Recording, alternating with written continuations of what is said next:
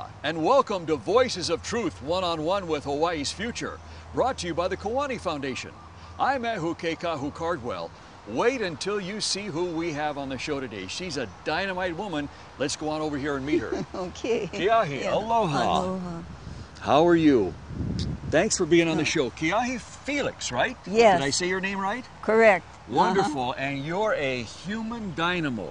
All right. You come in kind of a small package, but you're a large person. All right. We wanted to have you on the show because you have had in your lifetime a very, very interesting journey of self-discovery, haven't you? Yes, I have. Pertaining to what? Specifically, what's been your journey? You've discovered something about the history of the country you live in, Hawaii, and your place in it. Isn't that true? Yes. Tell us a little bit more about that. Well, at the beginning, I just thought Hawaii was, you know, the 50th state. But then when I moved back to Hawaii in 1989, I met Butch Kekahu, I met John Hanson from Anahola, and I started thinking about what I learned. Then in 1991, I made contact with the Anahola group on Ilinohokaio, Anahola, who were building a cultural center and trying to do it to show what Hawaiians can do without government help. So, Keahi, this really all started for you on the island of Kauai, yes? Yes. Wow. So it started in Anahola, which for our viewers, because we have viewers of Voices of Truth all over the world, that's like sovereign land. That's Hawaiian homestead land. That's where Hawaiians of blood actually live.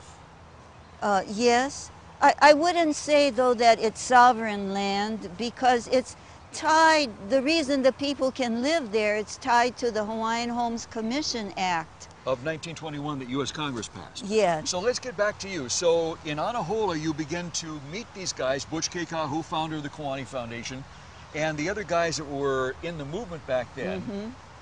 And they exposed you to some very interesting information that really facts that began to open your eyes, right? And you began to say, wow, this may not be how I thought it was. Right. Right?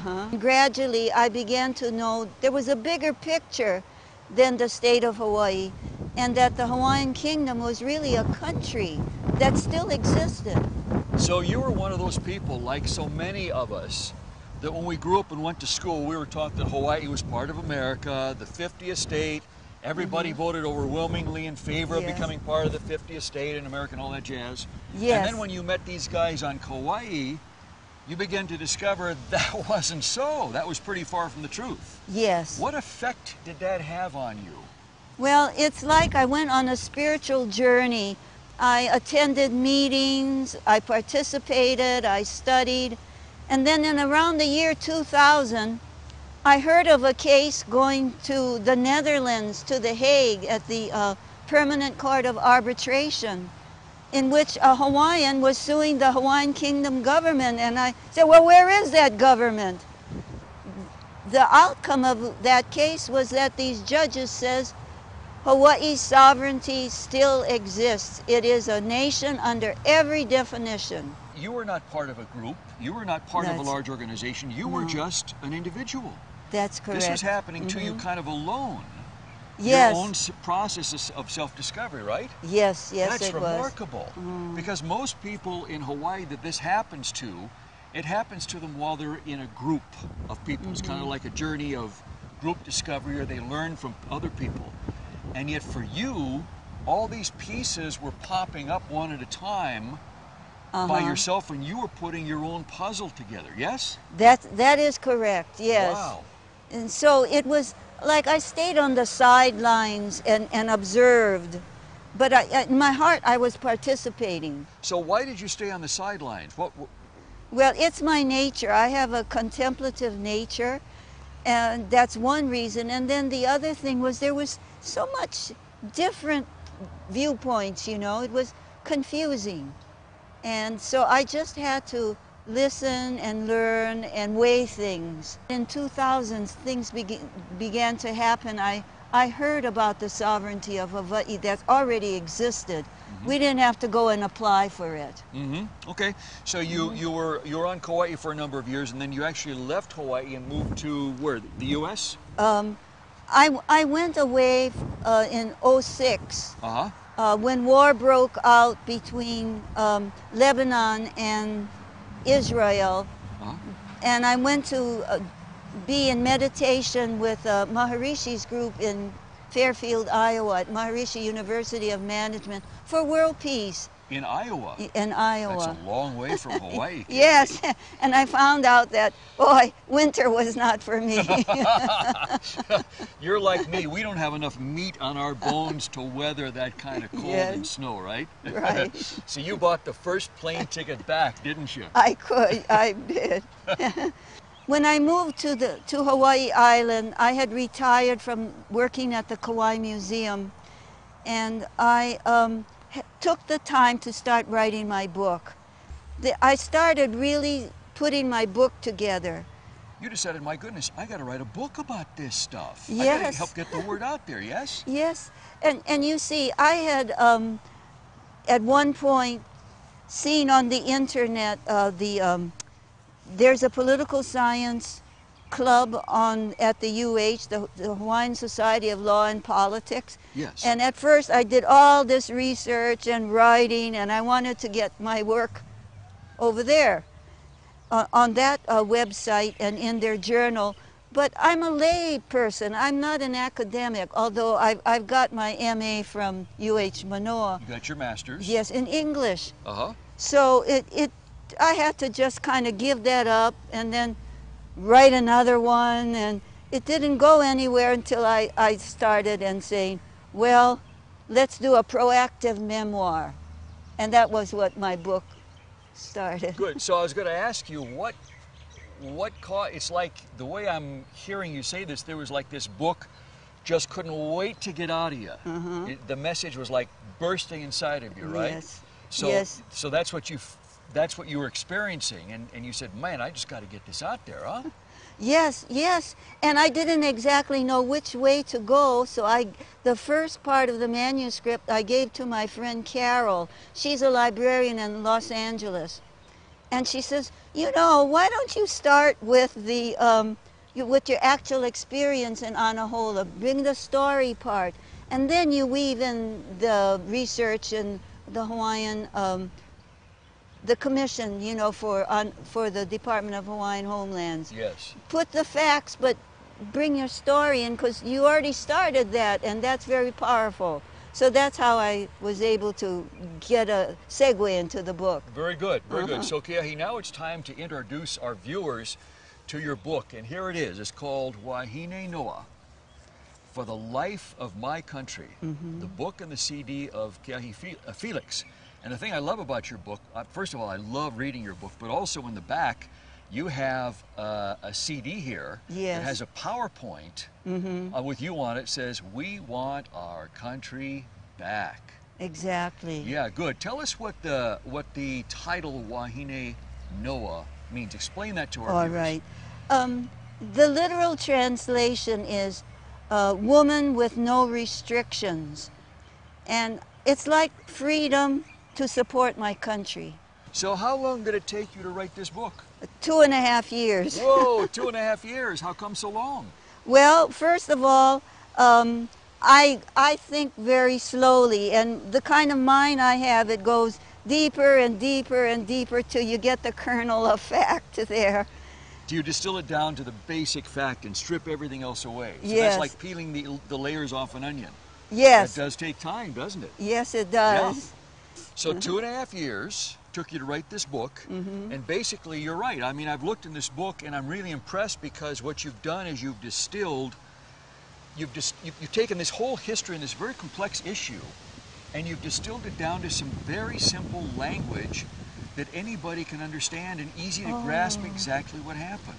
You know, that's very important, because I'm under the impression that I don't have the diction that people on the street will gravitate to. I'm not way up here, and I don't have the everyday kind of language. So I'm very glad you said people can just gravitate to, they can understand that. Yeah, absolutely. You know, when I was reading it after you gave me a copy the other day, I'm really amazed by how it's just here in plain, simple language, easy to understand. The concepts and history are easy to grasp, and you don't really have to sit here and go, well, what did she mean by this? Ah, good. Your message comes through loud and clear. Very good. It's as powerful as the subtitle for the life of my country. That's something that gets a person right in the pu'uvai, right in the heart. Okay. Right, also in the na'au, right here. Yes. Yeah. So you spent 2.5 years to write the book. So you got it done. And then what? Well, it went on a disc, and I sent it to Petroglyph Press in Hilo. And David Reed, you know, this is a family-run business from one generation to the other. I couldn't have produced that book without his help, because he's the one that formatted it on the computer. Wow, they did a beautiful job. Yes. Yeah.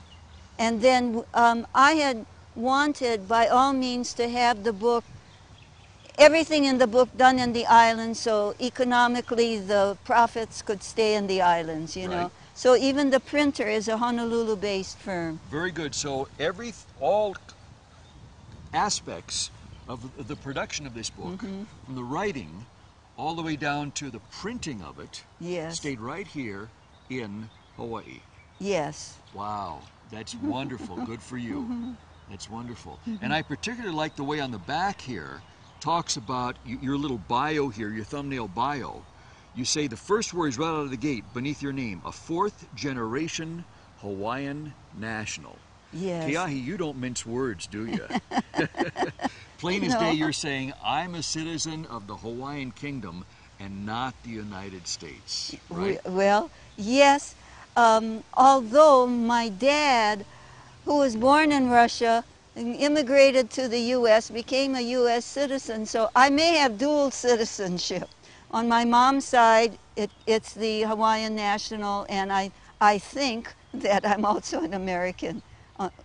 But I'm not too happy. Because of your ancestry. Yes, yeah. That's how it works. Wow. So your dad was originally from Russia. Where was your mom from?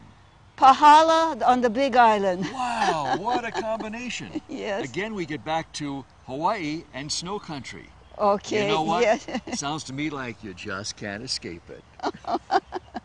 We're so glad to have you on the show on Voices of Truth, because when I just met you the other day, but when you started talking to me and I heard your story, it was so compelling. And it was like, oh my goodness, here is an individual who went through a process of self-discovery. And we know, you and I know, if you went through that, there are other people out there going through that too, yes? Yes. I faced a generational fear. There's so many people who are caught in this fear that's been from generation to generation. When the Hawaiian people were silenced, some of them were murdered, and thought poorly of. Oh, they're getting funding from the U.S. government, all that. I faced a generational fear brought on by the theft of a nation, and I gained spiritual freedom. Wow. So that's nobody can take that away from me. Right. Okay. Right. So here's what it sounds to me like. It's not only generational, but then it's also a case of a person who feels like they might have a foot in both countries. So a lot of people feel like they have one foot here and one foot here, and they're going, well, which side am I really on? And that's that can be quite stressful for people, yes? It could, yes. Yeah. For me, it's cut and dried. I'm a Hawaiian national, and so on the side in the papers it says I'm an American. But how do you see yourself? I see myself as a Hawaiian national. Then that's what it is. Yeah, wow. Wow, so Keahi, like I said, we have people watching our show literally all over the world, on TV here in Hawaii, but on the internet all over the world. And I'm sure some of those people who are watching this are going through or have gone through exactly that thing we're talking about, feeling like they're caught between two worlds. What would you say to them? What would you say to them? Well, I guess I'd say follow your heart. That's the first thing that comes up to me. Where do you feel you could put your allegiance to? Where do you think where you're called to. Where could you be most productive? Because I see part of what my experiences and it just occurred to me, we're transforming victimization into a productive protest. Aha. You know, and it's not U.S. bashing. We want to do productive protest to gain our rights back. The Hawaiian Kingdom is part of the international community. So is the U.S. Part of the family of nations. Exactly. Yeah, yeah. So I'm sure there are also people out there who are struggling writers, or people who are thinking, or people like you who have this story inside of them just bursting to come out. And I'm sure some of those are watching our show now too, Keahi. What would you say to them? Oh, wow. What can I say to writers? Well, you know, a writer has to write. Yep. That's all. That's it. And if they're going to write anything in the political sphere, on the legal sphere, history, they have to be sure of their facts. Look at the books, talk to people, and don't be in such a hurry, because I thought my book was finished a while back, but then each time there was something happening in the big world or in Hawaii that clarified my thinking more and more. So it actually told you that there was more to write, yeah? Yes. Wow, isn't that something? And sometimes to refine what I had said. And then the teacher in me, every once in a while I would stop and then break down the subject matter a little bit more so people would get it easier. Yes, yes. That's one of the things I love about your book. So what would you like this book to do for people? What would you like Wahine Noa to do for people when they read it, Keahi? It's like independent study and going on a search. This could be like a foundation for their search about the Hawaiian Kingdom rights. But I really would like my book to be part of the breakthrough to get the kingdom restored. I really would like that. You know what I think? I think people who are not even Hawaiian, who are not even Kanaka Maoli, who may not even be part of this movement, who may be on the opposite side of the world, could get a lot out of your book, because really what this book is a process of self-discovery about who am I really and fundamentally, yes? Yes. So anybody, and now those are very liberating thoughts. That's a very liberating process of discovery, isn't it? Yes, it is. So anybody, anywhere in the world could take this book and read it and use it as kind of like a roadmap for themselves to find out who and where they are. Keahi, what do you see as you know, obviously you have researched, done a lot of research, done a lot of thinking, contemplating, meditating, and writing. So what do you see as the future of Hawaii? What would you like to see future of Hawaii? That people would recognize that Hawaii is illegally occupied, and that By the U.S.? By the U.S. And that there is a process on the international level, and I put that in my last essay called Hawaii 2010. Yep. There is a process already in place. You don't have to reinvent the wheel. There is things the United States is obliged to do, and the first thing would be to reinstate Hawaiian Kingdom law instead of federal law, state law, instead of U.S. federal law. Yes.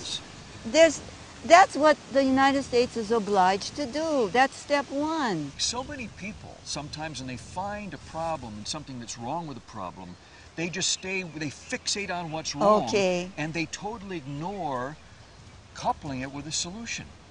But see, that's what you've done. You've said, okay, here's what went wrong, here's the history and here's the facts, but also here's how to fix it. Exactly. And the process already exists. So you bring out not only the problem, but you bring out the solution too, and it's all in this book. Yes. That's what I really, really love. Okay. Job well done. Thank you. Mahalo. Mahalo to you. Now, I'm sure people who are watching Voices of Truth right now are saying, I want to get a copy of the book. So please tell us, we're going to put it across the screen, the information, where can they go to get a copy of this book, Wahine Noa? All right. I have a website called kipukapresshawaii.com. Say that one more time. Kipuka Press Hawaii. Kipuka Press Hawaii.com. And there's a spot where you can email me and I can send you a copy of the book. And so they can go online there to order the book. Yes. If they don't live in Hawaii, if our viewers live in Hawaii, they can go into very soon most any bookstore and find a copy of Wahine Noa, yes? Yes. Wonderful.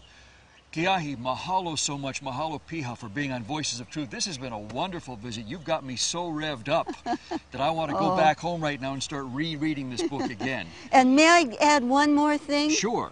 There is a story poem that's part 2 of the book, and it's called Wahine Noa. And it started from a personal experience, and I could hear the rhythms and the words of the Kumulipo chant. So I started with something personal, but then went into a creative story poem, and I took a character out of the Kumulipo chant, a woman, and did a poem on it, and it's a metaphor for a solution for the Hawaiian people, but on a cultural and spiritual viewpoint. Wow. Okay. Keahi, mahalo for being on Voices of Truth. It's been wonderful to have you on the show. Thank you so much. And you know what? I can't wait until your next book that comes out. I want to read that too, so keep on writing. Thank you. And mahalo to our viewers for watching Voices of Truth, one-on-one with Hawaii's Future, brought to you by the Keahi Foundation. Remember, you can watch us on the web 24/7 on voicesoftruth.tv.com.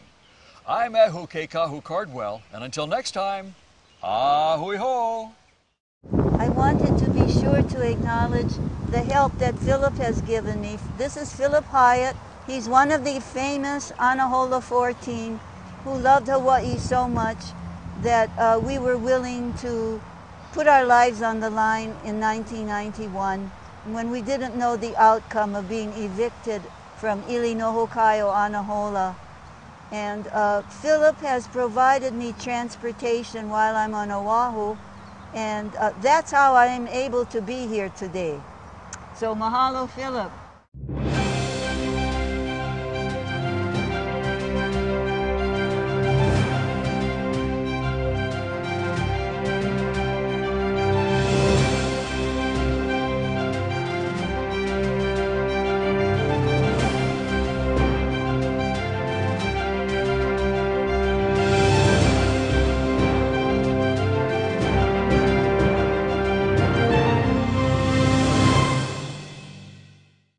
Mahalo for watching Voices of Truth, one-on-one with Hawaii's Future.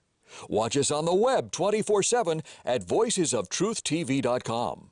You'll find all our shows, including this one, in case you want to see it again or share it with family and friends.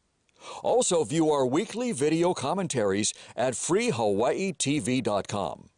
And check out our blog, published daily, at freehawaii.info. It's all part of the Free Hawaii Broadcasting Network.